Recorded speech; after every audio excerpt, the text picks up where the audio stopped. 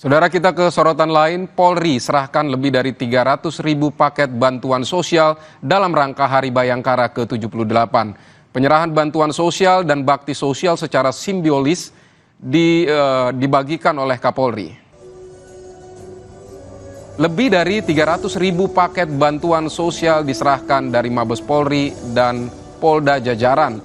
Polri juga melakukan bakti religi dengan membersihkan rumah ibadah, bedah rumah, dan pembangunan fasilitas air bersih.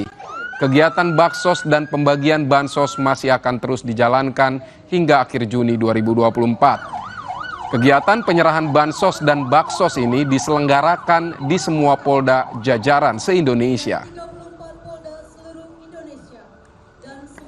Yang pertama adalah bantuan sosial berupa pemberian sembako dari keseluruhan totalnya dari Mabes Polri dan Polda Jajaran adalah sejumlah 315.718 sembako. Kemudian selain bansos juga ada kegiatan bedah rumah. Artinya bedah rumah ini adalah berkaitan dengan rangkaian Bangkitan Bayangkara. Jadi di seluruh jajaran dan Mabes Polri bedah rumah ini sejumlah 558 bedah rumah. Diduga akibat korsleting pendingin ruangan, 4 rumah kontrakan di kawasan Pulau Gebang, Cakung, Jakarta Timur terbakar. Selengkapnya usai jeda.